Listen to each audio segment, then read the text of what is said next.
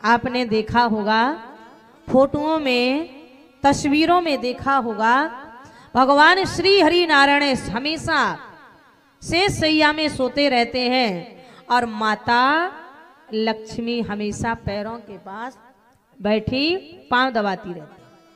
आप भी दबाती हैं? बोलो। मंदरौद की माताओं से मेरा निवेदन है, अपने अपने पति का पांव कौन दबाता है?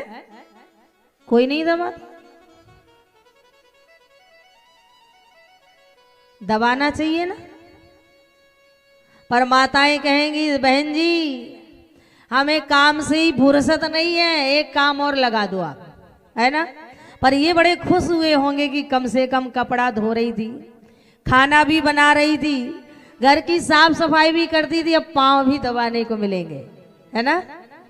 तो महाराज माताओं बहनों से निवेदन है कि पांव दबाना चाहिए, लेकिन आप कह दो कि कोई ऑप्शन बता दो, कोई ऑप्शन बता दो कि पांव भी ना दबाना पड़े, काम भी बन जाए। भाई इतना काम है, पांव नहीं दबा सकती हो तो उसका ऑप्शन, पहली बात तो पांव दबाना चाहिए, चाहे भले 2 मिनट दबाओ, ज्यादा नहीं, मात्र 2 मिनट। आप कहोगे फायदा क्या है? बिना फायदा के कोई नहीं महाराज पांव दबाता है ना।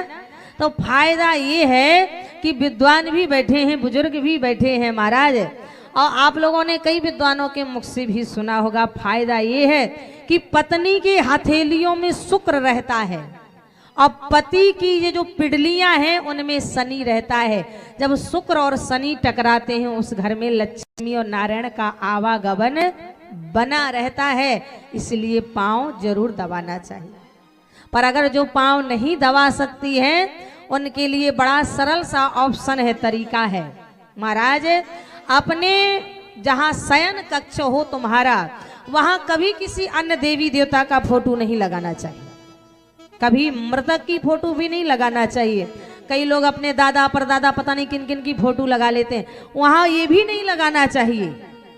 दादा परदादाओं की फोटो भी नहीं होना चाहिए, देवी देवताओं की भी फोटो नहीं होना चाहिए। हाँ, अगर फोटो लगाने का संविधान है या कहीं लिखा है वो है महाराज लक्ष्मी नारायण, और वो भी कौन सी, जिसमें भगवान विष्णु सो रहे हों और माता लक्ष्मी पांव दबा रही हो, वो फोटो लगाना चाहिए, तो उसका भी फल मिल जाता है।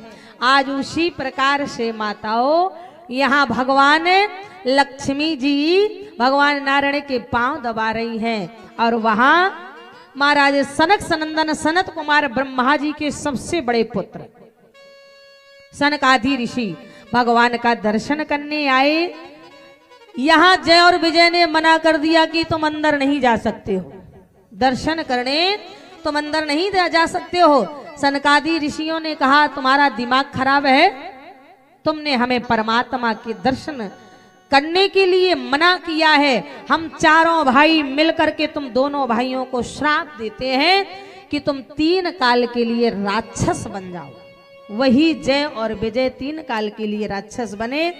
सतयुग में हिरण्यकश्यप और हिरण्याक्ष बने, त्रेता में रावण और कुंभकर्ण बने, द्वापर में दंत्रवक्र और शिशुपाल बने, पर चरणों में गिर पड़े।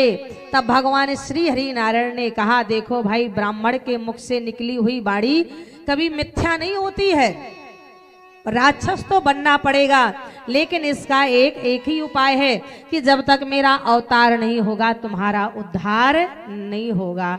बोलिए लक्ष्मी नारायण भगवान की। तो आज यहाँ पहला कारण भगवान शंकर जी ने बताया और दूसरा कारण भगवान बता रहे हैं। भोले बाबा कह रहे हैं देवी, आज वो कहने लगे, बोले परम सती असुराधे पे नारी, नारी कही बलता है ना जित हो पुरारी, बलता है ना हो पुरारी, काम चरित काम तास श्राप हरि दीन प्रमाण, कौतिक निधि कृपाल भगाना।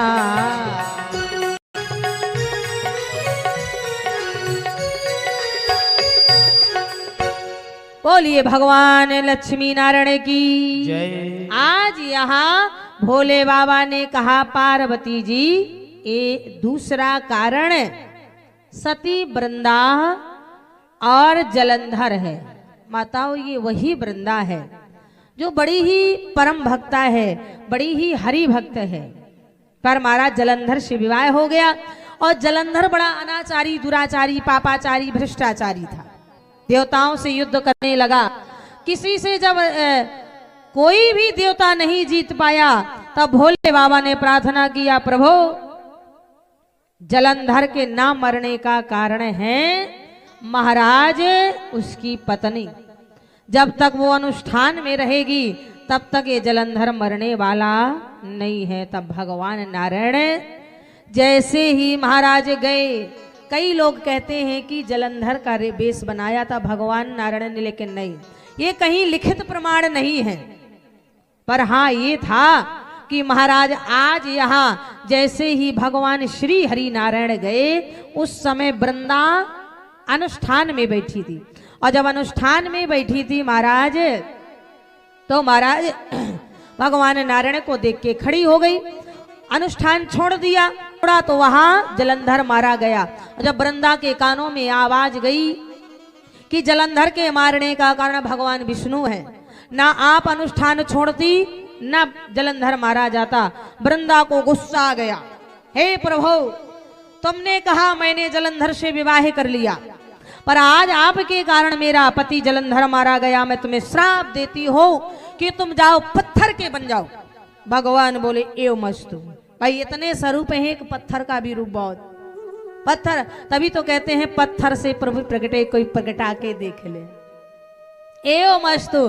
पर वृंदा को दया आ गई। वृंदा ने कहा नारायण पत्थर के तो बन जाओ, पर ऐसे पत्थर के बन जाओ कि हर वैष्णव के घर में सालिक राम बन के पूजे जाओ। इसलिए याद रखना माताओं, कभी कभी हम लोग अर्थ का अनर्थ कर लेते हैं। सालिक राम भगवान पूजने का अधिकार केवल वैष्णव को ही होता है, इसके अलावा कोई नहीं पूज सकता है। और दूसरी बात, सालिक